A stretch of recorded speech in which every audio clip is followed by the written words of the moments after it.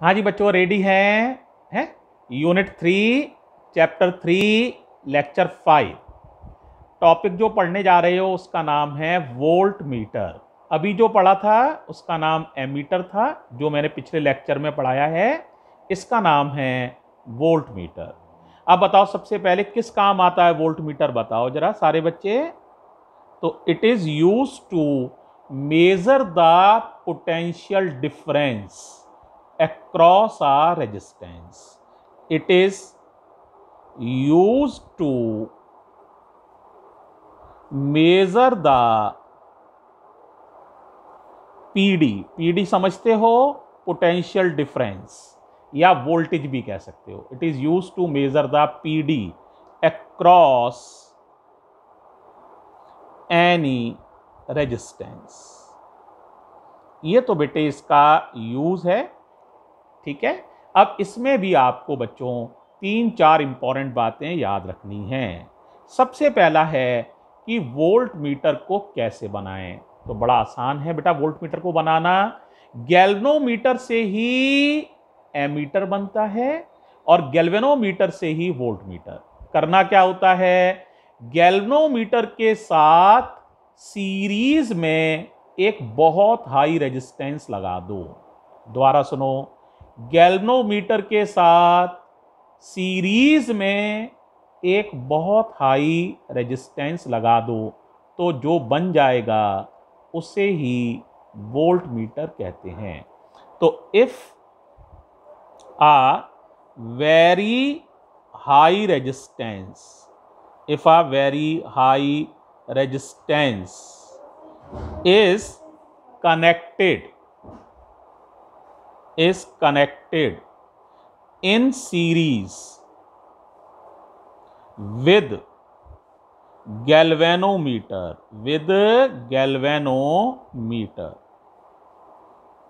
then the device so obtained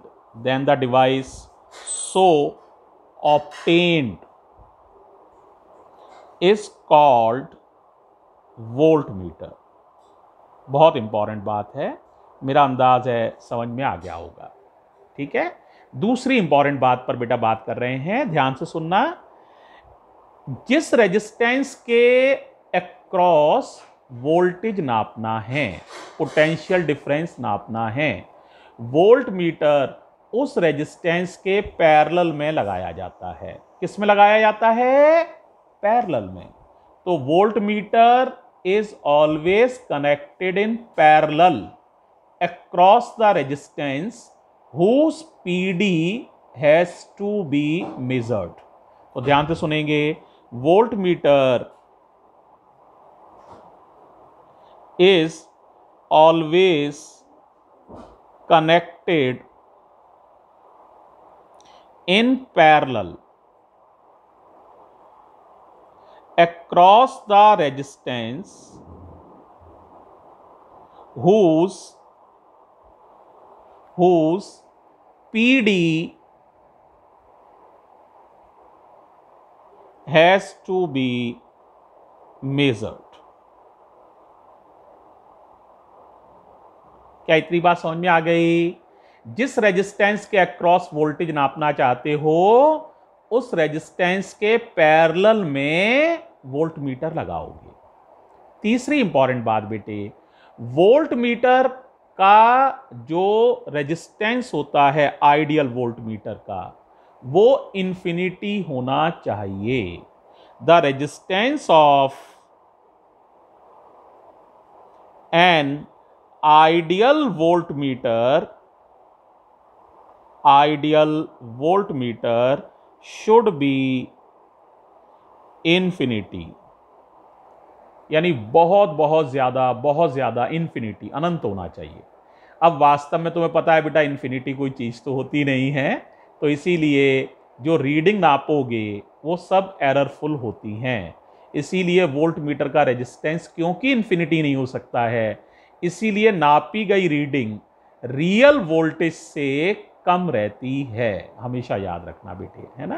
तो अगर आपको बिल्कुल एक्यूरेट रीडिंग नापनी है ना, तो आपको फिर वोल्टेज नापने के लिए पोटेंशियोमीटर का यूज करना होता है।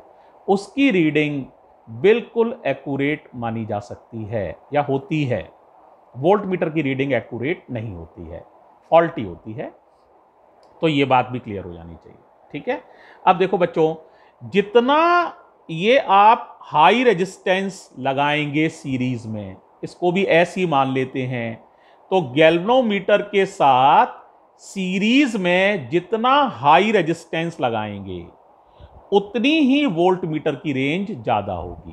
तो आप more the value of S, the more the value of S means resistance which is connected in series with galvanometer coil, that is S. The more the value of S, more is the range of voltmeter, यानी उतने ही बड़े voltage को आप नाप सकते हैं। S की value मान लीजिए, एक उदाहरण के लिए 10,000 ओम है, तो हम 10 वोल्ट नाप पा रहे हैं। अब आप चाहें हम तो 20 वोल्ट नापेंगे, तो आपको S की वैल्यू को भी काफ़ी बढ़ाना पड़ेगा। 10,000 नहीं चाहिए, अब और बड़ी वैल्यू लगभग 20,000 ओम के आसपास करनी पड़ेगी, ठीक है। तो इस तरह से, ठीक।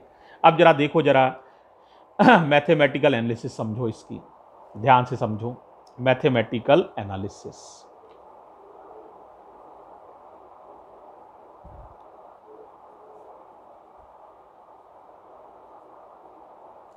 कैसे बनाओगे वोल्टमीटर, बताओ बेटा।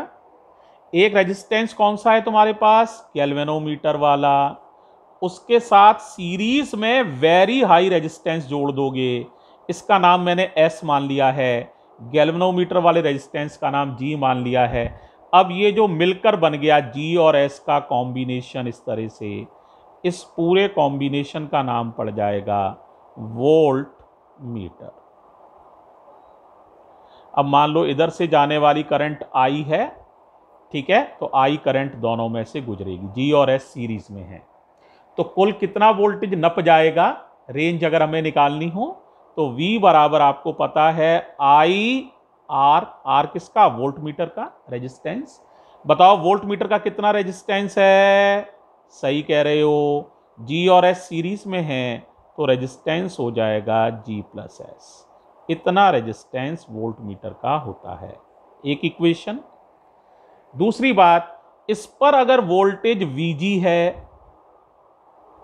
वोल्टेज अक्रॉस गैल्वेनोमीटर VG है, वोल्टेज अक्रॉस S VS है, और कुल वोल्टेज V है, तो क्या रिलेशन होगा बता सकते हो, V बराबर VG प्लस VS, ऐसे भी समझ सकते हो। अब करंट दोनों में बराबर है, तो आप क्या क्या लिख दोगे बताओ, जितनी करंट बह रही है G में से उतनी ही करंट बह रही है S में से, तो V1 अपॉन R1 बराबर V2 अपॉन R2। V1 का मतलब ये वाला voltage VG upon G, VG का मतलब है वोल्टेज अक्रॉस गैल्वेनोमीटर, G का मतलब है रेजिस्टेंस ऑफ गैल्वेनोमीटर, V2 का मतलब है voltage across S upon resistance of S, ये मतलब है। इस इक्वेशन को भी हम ओबे करेंगे।